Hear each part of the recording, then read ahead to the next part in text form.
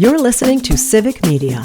You can tune into any of our live shows on any radio station across the state with the Civic Media app. Find us in your phone's app store and listen anytime, anywhere.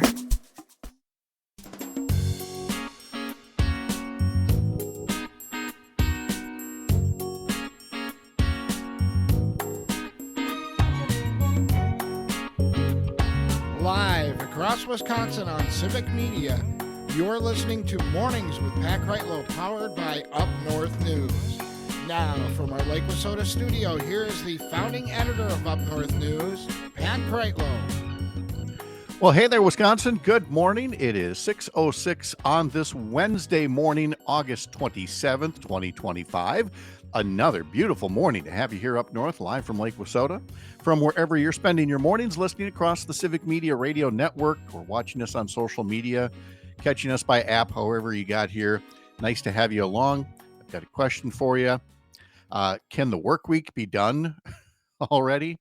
There is just something about when a holiday weekend is coming up, like Labor Day weekend or, Memorial Day, 4th of July, Christmas, Thanksgiving, Parker Olson, we get to Wednesday and go, can we just go? Can we just be done now? I'm ready. It's really funny you say that because this morning I was putting on my shoes and I thought to myself, oh, on Friday I can sleep in because we're doing a We're doing a live best show. of. Yeah. Yes. I will be, again, with the daughters in town. Will be, that'll be the one day I take, just for us to do some fun stuff together. And so, yeah, I mean, our live work week only has one more day after today. But I could go now. I mean, It's yes. yesterday was as much as I complained about Sunday being gross. Yesterday was the polar opposite without the polar vortex or the Arctic Express or whatever Polar the heck it Express. was I was trying to say the other day. It was gorgeous. Yeah. I actually stopped work for a time yesterday afternoon and went out to my hammock and just Wow. hung out there. Well, in part because, the grandsons were out there and my daughter, and I wanted to spend a little bit of time with them. I can't just be working here the whole time. True. But still, I mean, it was just perfect out there. The day made even brighter by the Brewers winning last night. And Roger notes on Facebook, the Cubs lost to the Giants out west 5-2 overnight. So the Brewers' magic number is now 24. I like that. I like that. That's really good. low. Yep. So it was a great day yesterday. We'll get Brittany Merlot's forecast about what else to expect for today and heading into the Labor Day weekend in just a bit. Coming up, it would be enough for leaders from education, healthcare, labor, local services, for all those groups to call attention to the damage being done by the Trump administration on their own. But imagine if you get them all together singing from the same hymnal. Well, that's going to happen today in Eau Claire. And it will include the national president of the American Federation of Teachers, Randy Weingarten, talking about the important work to educate the public about the ways that we will all be impacted by Trump's actions for many years to come. Randy Weingarten is on a plane now heading to Eau Claire, and I talked to her about an hour ago before she hopped on her flight, and we will play that interview during the show today. Also, Wisconsin is the scene of a new lawsuit that is taking a familiar new approach to the impacts of a changing climate, and that would be the harm to children. We'll talk to Melissa Baldoff about these youth-centric lawsuits, what I guess you could call the literal cry of the next generation that wants all the rest of us to stop harming their future environment and health and maybe hand them a planet they can live in. We will, of course, talk about the closest thing the United States will get to a royal wedding. That would be Taylor Swift and Travis Kelce announcing plans to get married, and whether the veteran football player and the billionaire pop star can make time for wedding planning between his new NFL season and her new album release. Brittany's state forecast for today says it's going to be breezy today with a mix of clouds and sun. Our high today in the low to mid 70s. A west-southwest wind at 10, sometimes 20 miles an hour. She says showers are likely tonight throughout parts of Wisconsin, maybe a thunderstorm even. Lows tonight in the mid to upper 50s, a southwest wind at 5 to 10 miles an hour. Hey, along the way, if you would like to, like Roger just did in Stevens Point, you can give us your questions and your comments in several different ways. You can use the Civic Media app. You can then bring up one of the stations where you're hearing the program, and you can either use the text button or the voice note button and leave us a little audio note with your question or comment. And of course, we're on Facebook and YouTube. That would be the Up North News Facebook and YouTube pages, and the Civic Media Facebook and YouTube pages. And you can follow what my team is doing over at upnorthnewswi.com as well. As for the Brewers and mentioning that they won last night, yes, for the second straight game, the Milwaukee Brewers jumped off to a 6-0 lead and still managed to make it a nail biter both times. But thankfully, they won both times. And last night, the hero was Isaac Collins hitting a sac fly with the bases loaded in the bottom of the ninth to bring home the winning run 9-8. William Contreras hit a 2-run homer. Bryce Terang hit a 2-run homer. A lot of excitement, and again, had to have a little drama in there as well. Game 3 of the series is also at 6:05 this evening on several Civic Media stations around the state. And then tomorrow's game, the fourth and final game of the series, of course, on a getaway day, it is a 12:35 start time for the pregame here across the Civic Media radio network. But if we're really going to talk sports, Parker Olson, we have to bypass the Brewers and the Packers. We have to go right to the Kansas City Chiefs, and whether their season has been detrimentally impacted by having a guy on their team who is a veteran player, but now is clearly distracted because he's got a wedding to plan. And if there's one thing we know about guys, is that we're always very distracted when it comes time to planning a wedding. I mean, we sweat all the details, and I'm not quite sure how Travis Kelce's going to pull this one off, but I wish him the best planning that wedding. Yeah, I do too. I want to read you a text that I got from a friend of mine, the commissioner of my fantasy football league. Oh, the commissioner. Well, by all means, continue. Important words. Yes. Travis Kelce just went down on my draft board now that he has a wedding to plan.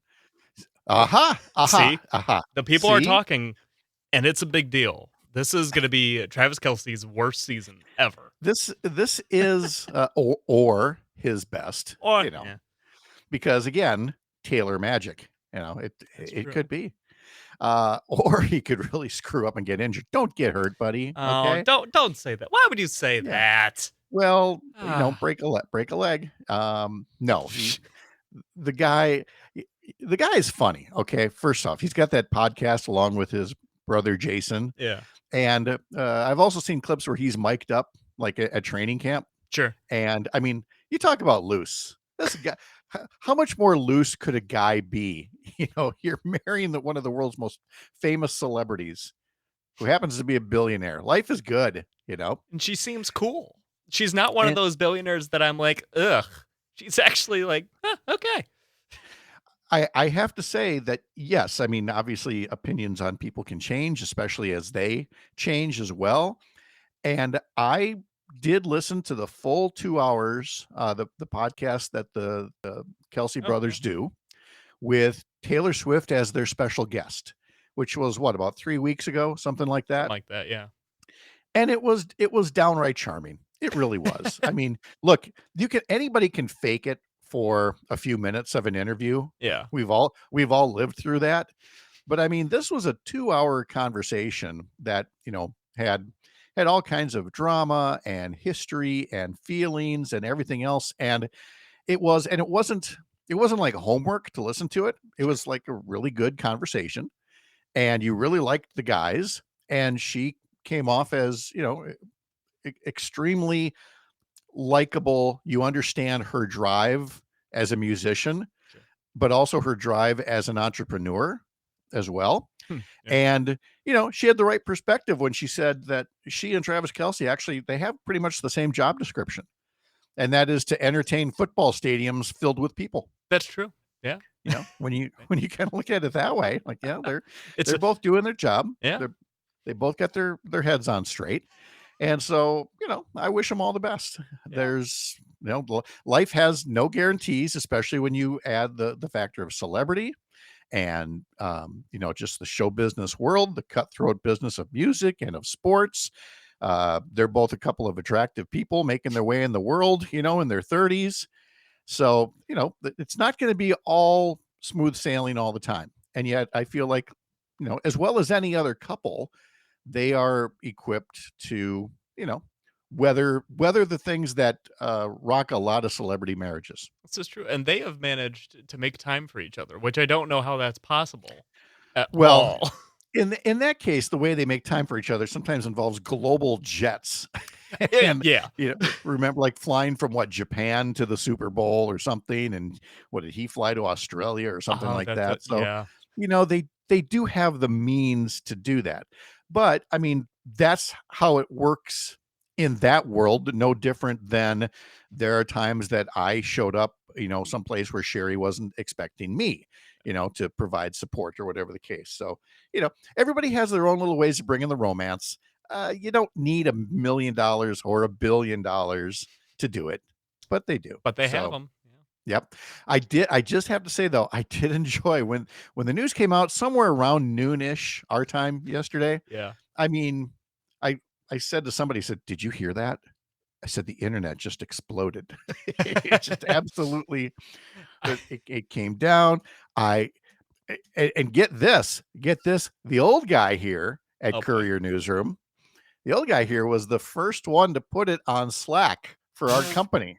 We've got a little water Oh cooler God. channel, where people just put their random funny stuff or whatever. Sure. And there are a lot of Swifties. And I think all the Swifties were busy texting each other, "Hey, guess what? Guess what?"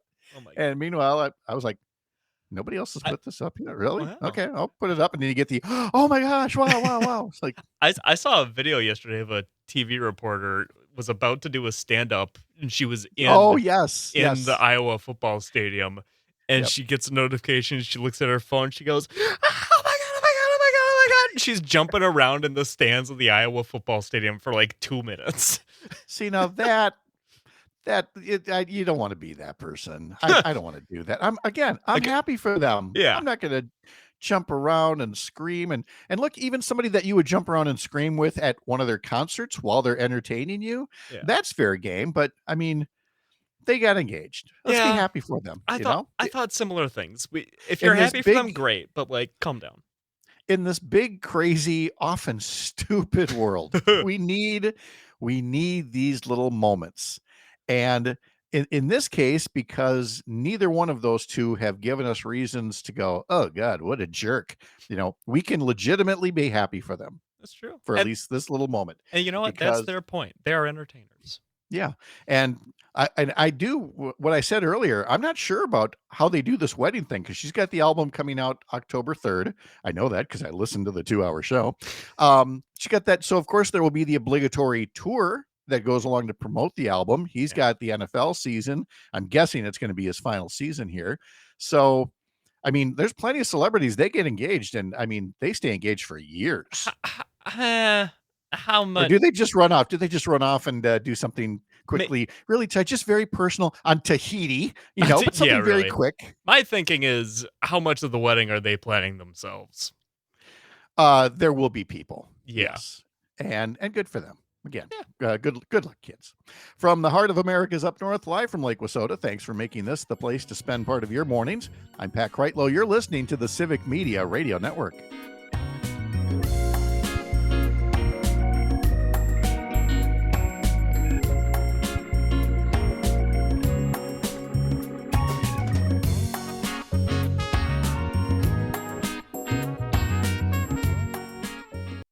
You're listening to Civic Media. Stay up to date on the latest news and information for your local community and Wisconsin by signing up for our free email newsletter. Visit civicmedia.us/email to get started.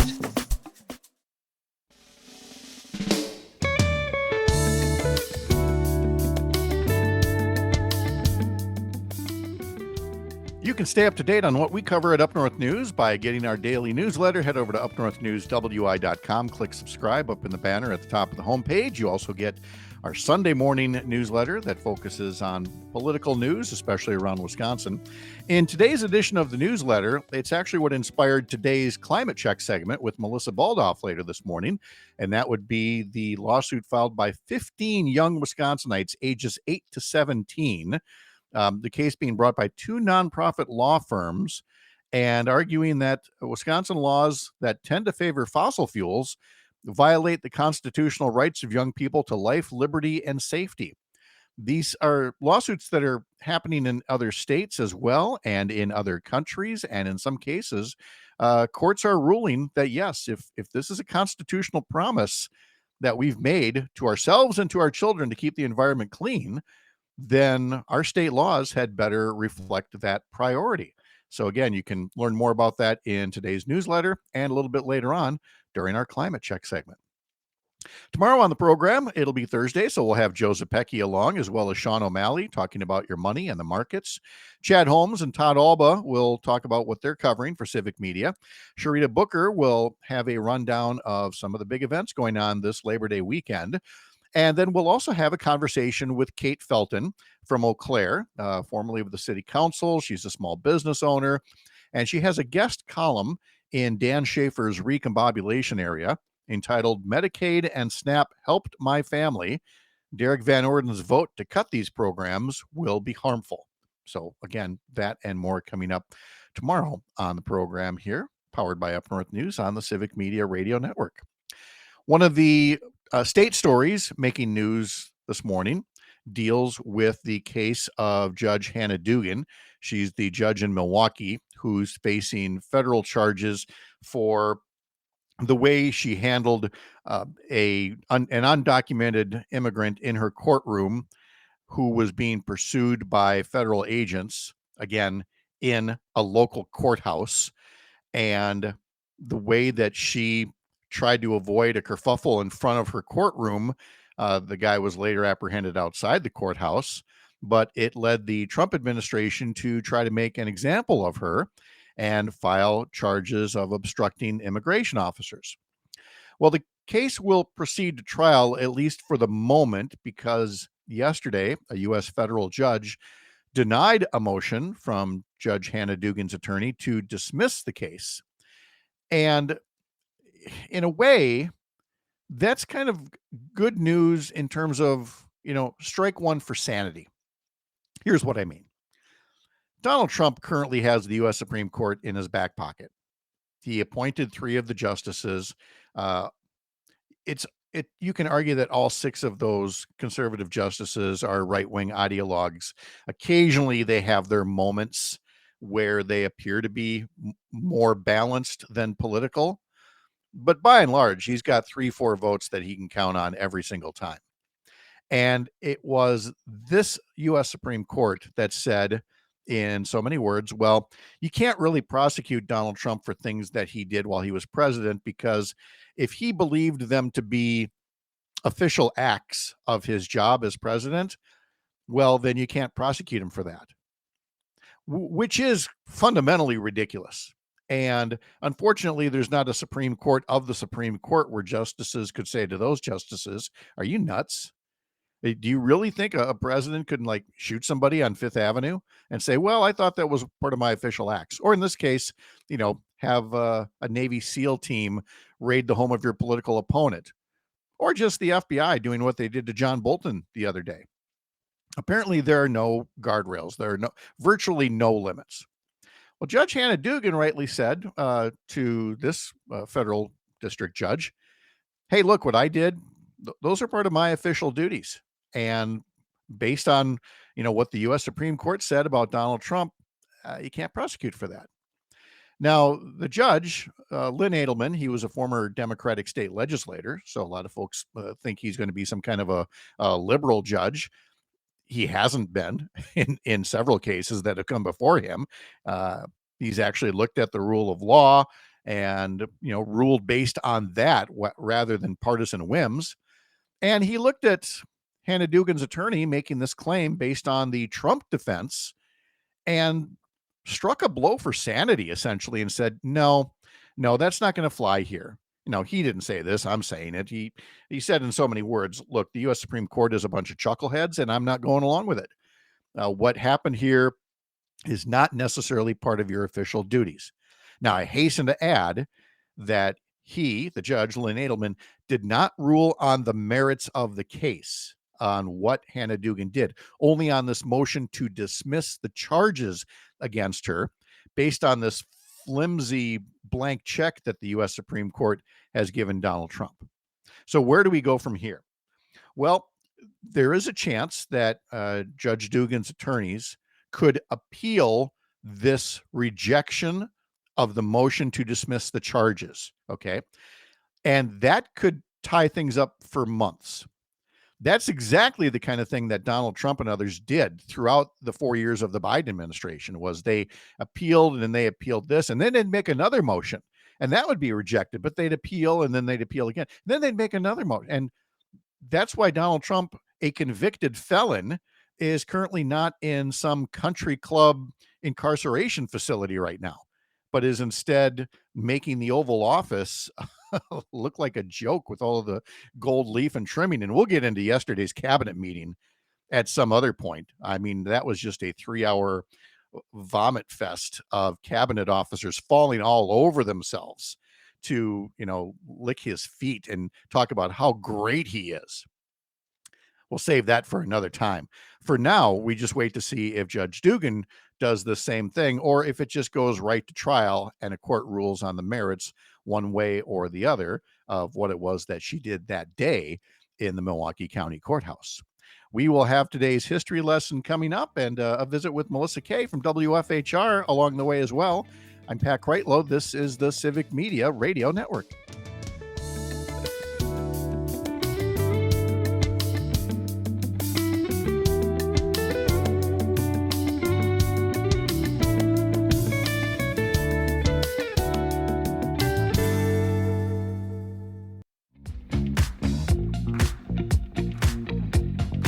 All right, we're back now, and we're visiting with AFT Wisconsin President, Professor John Shelton, and a column that he wrote looking ahead toward the 2026 governor's race. The column is entitled "The Candidate We Need and Deserve for Governor in 2026." It was actually kind of a joint project with State Senator Chris Larson. John Shelton's here with us now. John, how are you? I'm doing great today, Pat. How are you doing? I'm good, thank you. Appreciate you visiting with us to talk about this. Obviously, the thing that gets talked about most is the who's going to run for governor. And, we've got some people throwing their hats in the ring for that, for other offices as well. This gets more into the what, doesn't it? It's like, what kind of a person would you want to see as a governor rather than, recruiting any single person? You're looking, what would you call this? Characteristics, values, positions?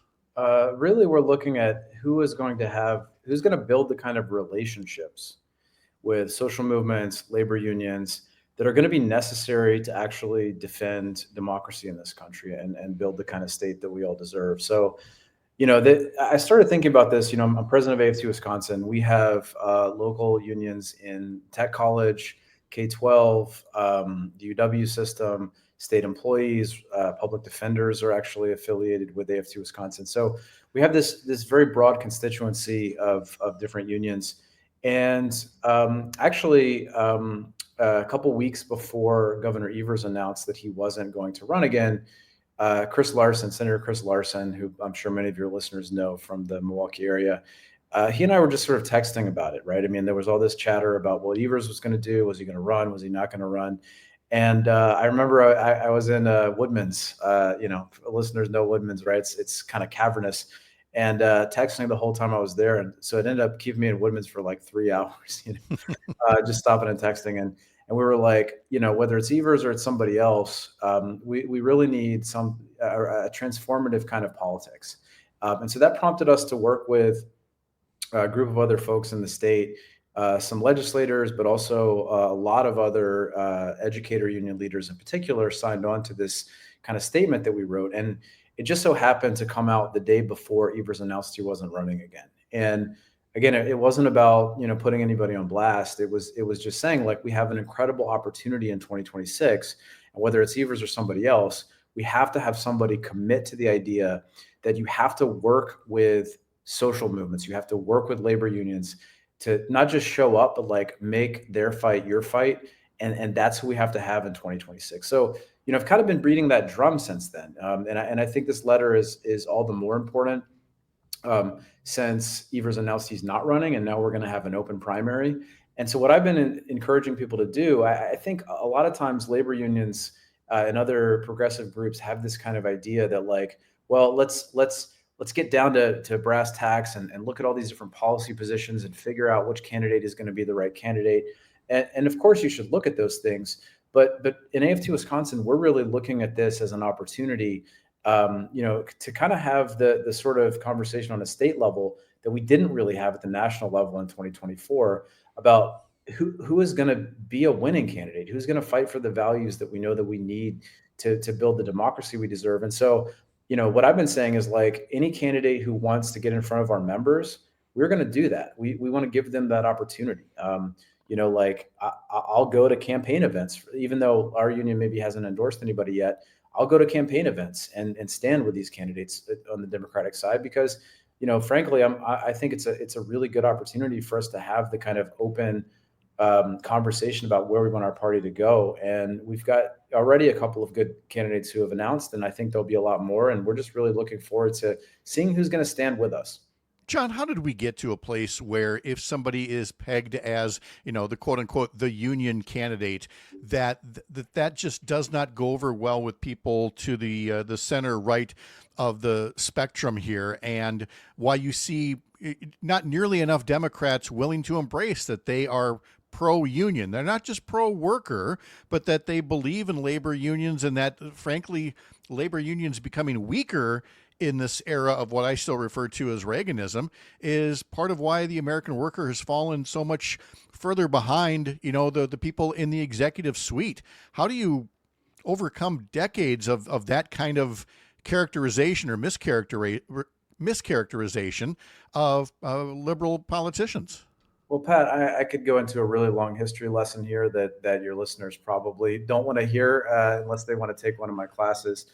But the short answer to that is, starting about 50 years ago, activists within the Democratic Party pushed away from labor unions and actually civil rights too, sort of saying that these are special interests, right? That somehow don't reflect the center of American politics. People like Bill Clinton and the Democratic Leadership Council, starting in the 80s. And that really kind of trickled down, I think, to a lot of state parties. I really do think that in Wisconsin, we're starting to see more and more really, really good Democrats who understand the relationship between not just being pro-worker, but pro-union. There's a lot I could point to. Hopefully, some of the folks I'm going to point to here in just a second, like other folks who maybe I don't mention, don't feel left out, but like, people like Chris Larson, Francesca Hong in Madison, up in Green Bay, Ahmad Rivera Wagner. Greta Neubauer, the minority leader in the assembly, has been very pro-worker, very pro-union, has always showed up for us when we needed something in AFT Wisconsin. So there's lots of others, but those are a few I can think of off the top of my head that I think are great. And, it's not a surprise that, most of those folks are relatively new to the legislature, right? So we are seeing more and more of those folks at the state level. That's really exciting. But to me, a more interesting question is, why aren't more, why isn't every single Democrat in the state embracing that? And these are, you look at these sort of ideas and people see them as being far left or something, but they're really just common sense, right? I mean, most people want universal health care in this country. In Wisconsin, in this country more broadly, public opinion polls are supporting labor unions in insanely high numbers, right? Like, we have the highest public approval for labor unions since the 1950s, when you had like 35% of workers who were in unions. And among young people, it's even higher, right? I mean, there'll be new polling that comes out this Labor Day, but polling that just came out last Labor Day said that among people under the age of 30, labor unions poll at 87% public approval. And among people under the age of 30, the idea of striking polls at about 90% public approval. These are you have a growing amount of people in the state of Wisconsin who are living with massive amounts of income inequality, can't find great jobs, can't find good housing, are getting nickel and dimed by health insurance if they even have it. And these are the issues that, like, they're common sense. And so every Democrat in the state should be unapologetically talking about strengthening labor, not just because it's good morally, but because it's good politically and it's good institutionally, right? Democrats have been at their strongest in this country when they have been backed by a really strong labor movement. Republicans understood this. This is why they went after Act 10 and why they made Wisconsin into a right to work for less state. So, it's in their interest to do it as well. I'm really encouraged to see more and more Dems doing that, and I think it's going to continue. We're talking to John Shelton. He's president of AFT Wisconsin, and what kind of values and qualities he'd like to see in a candidate for governor in 2026. There is a group, the Fighting Oligarchy Coalition, that backs an economic justice bill of rights. You have hit on many of the points here, not just support for unions, health care, public education and child care, the environment, a justice system that is fair. But I want to get to this particular point because it isn't all about unions and workers. There is a point here that I think is very important: equitable access to capital, investments, financial institutions, retirement. And yeah, there are things for individuals in there, but what that tells me when I see equitable access to capital is it says to the small business entrepreneurs of Wisconsin that we see the struggles that you face to create jobs in this state as well. Again, having to compete with the big boys at the corporate level. Yeah, no, 100%. And, the first thing I want to just make sure listeners are aware of is AFT Wisconsin was the first union to officially sign up to be part of the Fighting Oligarchy Coalition. We're really proud of that. There's a number of other really good progressive groups involved. And all those other rights that you mentioned are important. But certainly, the idea of having, the right to capital, the right to equitable ability to earn a living as a small business person, that goes back actually to the Economic Bill of Rights that FDR pushed for in the 1940s, right? And so, you think about it, we have a progressive tradition of this country of being able to facilitate that, right? Helping small business owners at the expense of capital. And, you look at, North Dakota, for example, which has it's a weird state to have this, but like state-owned grain shelters, or grain storages, and a state-owned bank, right? I mean, imagine if instead of having to rely on the big banking companies, there was a state, state-owned bank in Wisconsin that could provide loans to small businesses to help them thrive in the face of capital, right?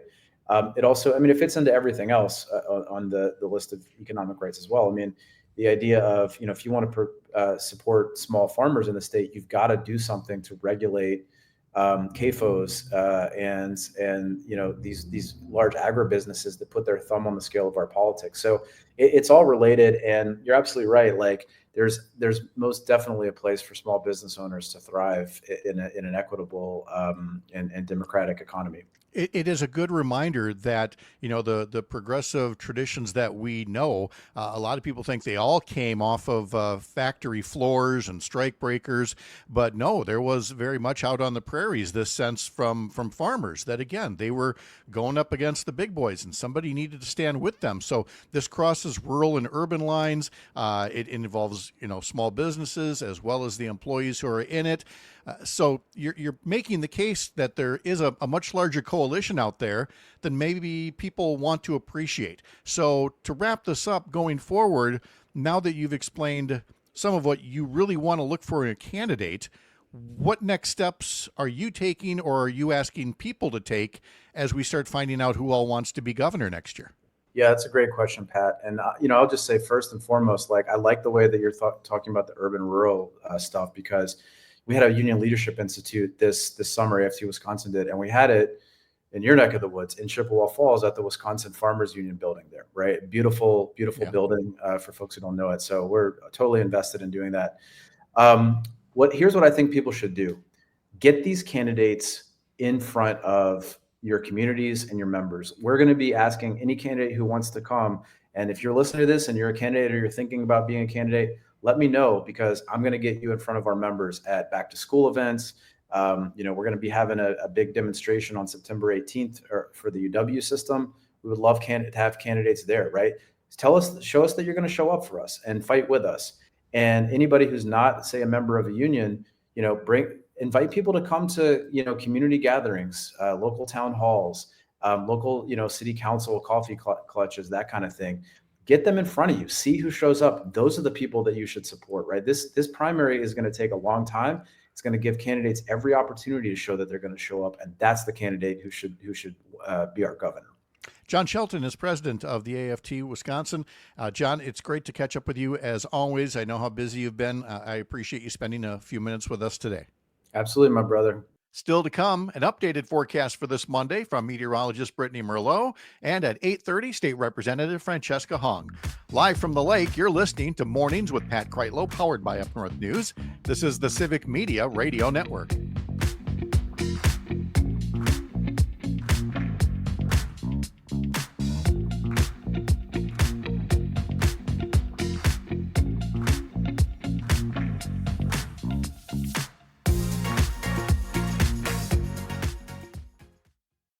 You're listening to Civic Media. Find the latest news, information, and archives of all your favorite shows on the Civic Media website, civicmedia.us.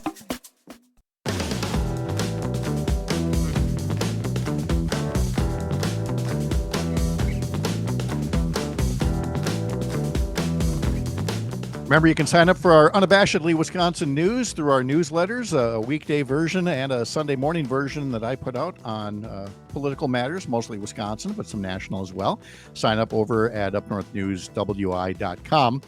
The question of the week in our Sunday morning newsletter this time around: should Wisconsin keep or get rid of mail-in voting? And I just wanted to get a feel for how many folks agree with President Donald Trump, who said that Vladimir Putin told him that with mail-in voting, you can't have a fair election. And so Trump wants to get rid of it, I guess. And how do you feel about it? Now, there are a couple of folks that are not big fans of early in-person voting or of drop boxes. But what about mail-in voting? Is it too open? In the olden days, you had to have like a doctor's note to be able to vote by mail. Where are you on it these days? We're getting a lot of responses in, and want yours as well. Radio at upnorthnewswi.com is the email address, but you'll get that question first off the bat if you sign up for our Sunday morning newsletter, where we talk about what's happening in the political world, what's happening with your legislator, what's happening with our elections. And to help us continue that conversation on this Movement Monday, we've got State Representative Francesca Hong here from Madison. Fran, good morning. How are you? Good morning, Pat. I'm doing all right. How are you? I'm great. Thank you so much. I started off the show by saying you can sometimes gauge what a candidate is up to by their social media feed. But if you really want to know what they're up to, check their odometer. And it's clear that you've put some miles on since the state budget was passed, and we're in a lull between sessions here right now. And as I've told you from, my time as a legislator, we're going back 15 years here now, but there were definitely legislators that, did not leave their zip code by and large. But it's been refreshing to see how many legislators are willing to go across the state to try to help, win back seats that they don't currently hold, or just to talk to other events as well. So it certainly looks like you have had a very busy summer that way. Yes, I think it's really important for legislators across the state, regardless of zip code, to be talking to Wisconsinites that aren't in their district. And I think what I found, and other legislators will tell you the same, is that we're hearing a lot about the same issues, especially when it comes to public education. I was in Adams a couple weeks ago and met a special education educator who was just really disappointed about this budget process, and talked to me about special education reimbursement. The same thing when I was up in Eau Claire a couple of weeks ago as well. So regardless of zip code, public education is on folks' mind. And I know that it is an issue that unites communities. And we know when public education is strong, I definitely know in my heart that the community is strong.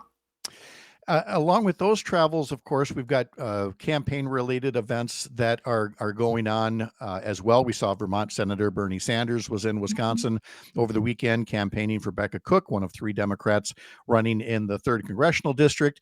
You have Lieutenant Governor Sarah Rodriguez, who's announced for the governor's race. Milwaukee County Executive David Crawley says he's going to announce at some point. We have 2 Republicans in the race so far. I rather thought that we might actually see kind of a wave of candidates for governor early on. And I don't think that's materialized yet. And now I'm starting to wonder, will the field, be as large as it was in 2018 or not? And again, it's just complete speculation on my part, but with a wide open governor's race, how do you think the Democratic field is going to look, and what do you want to see in that field? Well, I think crowded primaries are very democratic. I'm hoping that there will be a candidate who will be bold, who, regardless of zip code, is exciting a crowd, but also deeply understanding of the issues and is presenting solutions, making sure folks understand how important it is to reimagine, that we have to have a sense of reclaiming what was rightfully ours in terms of progressive values, where that started here, championing conservation. And so I'm hoping that there will be a candidate who not only is progressive in terms of legislation, but understands how important it is to unite communities around the state on issues that they care about, like public education. I know legalizing marijuana is always top of mind for some folks, and I think it's really important to talk about how people can save money and have the state take on some of the costs when it comes to school meals. I know that universal school meals as well is one thing that we're really going to have to keep an eye on and push for as we're seeing this Trump regime gut SNAP and other programs that keep our children healthy as well as takes care of our elders. Fran Hong is a state representative from the Madison area, and you're also a co-signer of the letter that was put out that we talked to just last hour with John Shelton, the president of AFT Wisconsin, and State Senator Chris Larson as well, which really called for the next Democratic nominee for governor to have a real focus on workers and especially union labor as a part of the workforce. Do you want to say other things about why you chose to co-sign that statement and what it says about those qualities we want to see in a governor next year? One of the goals that I have, and something that I hope more and more Wisconsinites understand, is that government can be a force of good. And I'm excited when we have the Democratic trifecta in the legislature to just show how bold, progressive, and transformative legislation can be to deliver and change people's lives quickly. And so in terms of ensuring that reducing the prison population, closing Green Bay Correctional Institute, ensuring that our public schools are adequately funded, that we expand the rights and salaries of educators and make sure all students have their needs met. I think it's incredibly important that folks understand that it is the state government that can really make a difference in their lives, much more for the better, that better is possible. And I think that letter, the reason it was important for me to support it is because it allows folks to really take into heart and think about what is possible and what can government do to actually strengthen our communities, give us more opportunities, and really give us the opportunity to take care of ourselves and our loved ones. When you get to these issues, you mentioned already the disconnect that there is in the current Republican legislative majority. And last week we had Matt Rothschild and Marisa Strano on from New America talking about the push for more citizen-led ballot initiatives, something that we can't do in Wisconsin right now. And when New America looked at all the states and said which ones would be of the 26 states or so that don't have ballot initiatives, which one would be most ripe to adopt that, they pointed to Wisconsin because of not just the partisan divide, but also the divide between who's running the legislature versus the public's issues. I feel like in every Marquette poll, we see public support for all these issues, and yet it's a Republican legislature that is essentially ignoring the will of the voters. I'm sure that that's lots of fodder for what Democrats are going to be talking about next year. I think we have had majority party Republicans who are more interested in serving their billionaire donors, maintaining and I would say hoarding power, and they've ignored the will of the people and oftentimes the law of the land. And so it's, I think, one the ballot initiatives are a way to maintain democracy and ensure that we are protecting everyone's freedom, especially their economic security. Because when you have lawmakers who are prioritizing the issues and what their billionaire donors are telling them, especially when it comes to tax fairness and economic security and how folks are taking care of themselves, it really is a detriment to democracy. It's a detriment to democracy, and a lot of folks, especially those in smaller communities, their voices get smaller and smaller.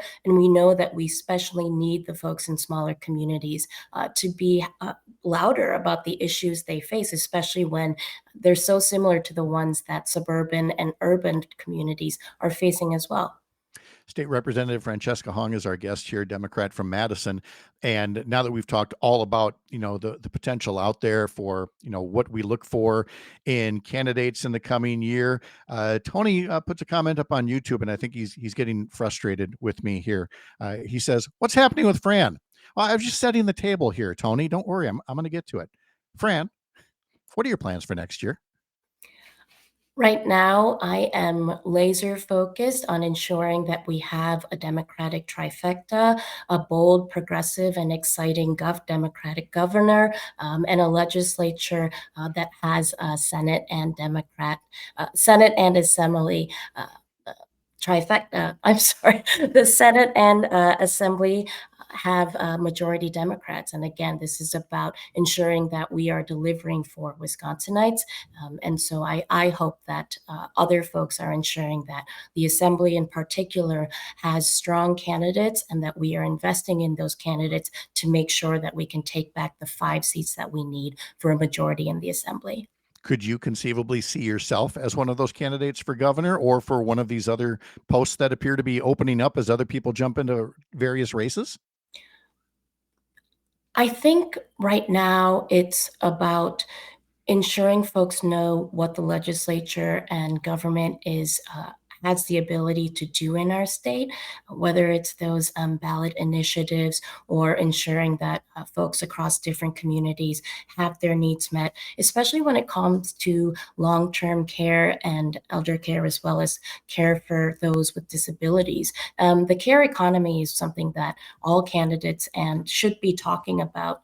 And I think it's important that, especially what's going on with privatization of nursing homes, what's going on with our disinvestments in childcare and public K-12 public education, that we work towards a more caring Wisconsin and let folks know that better is possible when we have a legislature that is bold, progressive, and willing to ensure that folks, regardless of zip code, have the ability to care for themselves and their loved ones. And so I'm quite certain, going to still be on the road. You've been at several events already, and it's a theme that we hit again last hour with John Shelton of, what can people do right now? And that certainly would include either attending or organizing events where a legislator like yourself might hit the road and show up. I'm so glad you mentioned organizing, Pat. Community organizing right now, especially when it comes to developing groups that are going to commit to mutual aid, making sure folks have strong neighborhood associations where people understand what some of their neighbors' needs are. I think, gatherings and making sure folks have are thinking about how important block parties are right now. All of this is resistance, and community organizing is one of the ways, especially at a hyper-local level, that we can continue to grow power and push back against the fascist regime that is coming down from Washington, as well as the hoarding of power and harming of our communities that's been done by Robin Voss and a Republican-led legislature. State Representative Francesca Hong from Madison spending some time with us. Fran, it's always so great to catch up. And I know you've got other events coming up. You're being a guest chef at places. And so thanks for making a little time at home to visit with us today. Pat, always love spending time with y'all here at Up North News. Thanks so much for having me. Thank you. Appreciate it. Have a wonderful day. Take And care. on this Movement Monday, we should also tell you that there are things on the calendar that you can choose to be a part of. AFT Wisconsin, for example, has a Fighting Back event with Randy Weingarten, president of AFT. The national president is going to be in Eau Claire at the public library coming up this Wednesday afternoon. We'll visit with Jane Matinaire coming up, and a few final news and notes items from Lake Wissota after this on the Civic Media Radio Network.